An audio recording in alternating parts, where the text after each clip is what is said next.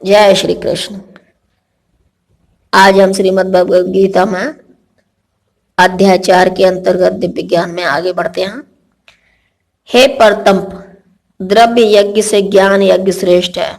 हे पार्थ, अंत तो गत्वा सारे कर्म यज्ञों का अवसान दिव्य ज्ञान में होता है।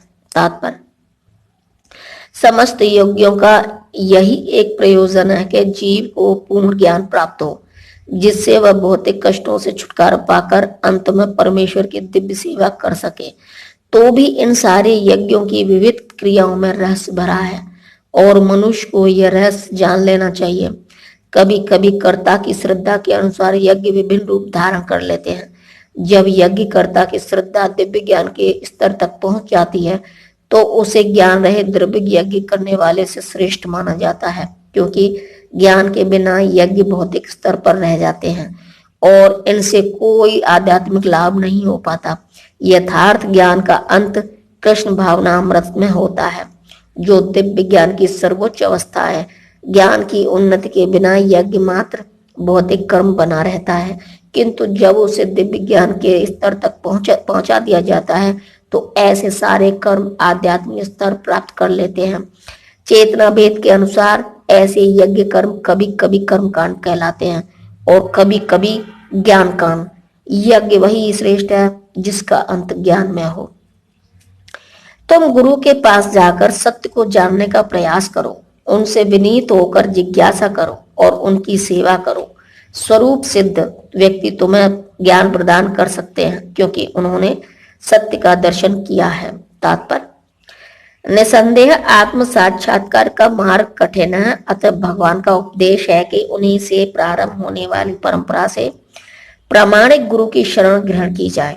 इस परंपरा के सिद्धांत का पालन किए बिना कोई प्रामाणिक गुरु नहीं बन सकता। भगवान आदि गुरु हैं, अतः गुरु परंपरा का ही व्यक्ति अपने शिष्य को भगवान का संदेश प्रदान कर सकता है। कोई अपनी निजी विधि का निर्माण करके स्वरूप सिद्ध नहीं बन सकता, जैसा कि आजकल के मूर्ख पाखंडी करने लगे हैं। भागवत का 6.3.19 में कथन है कि धर्म पथ का निर्माण स्वयं भगवान ने किया है, अतः मनोधर्म या शुष्क तर्क से यह सही पद प्राप्त नहीं हो सकता। नहीं ज्ञान ग्रंथों के स्वतंत्र अध्ययन से ही कोई आध्यात्मिक जीवन में उन्नति कर सकता। ज्ञान प्राप्ति के लिए उसे प्रामाणिक गुरु की शरण में जाना ही होगा।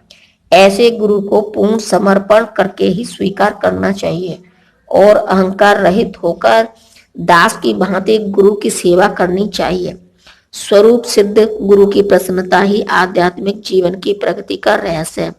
जिज्ञासा और विनीत भाव के मेल से आध्यात्मिक ज्ञान प्राप्त होता है।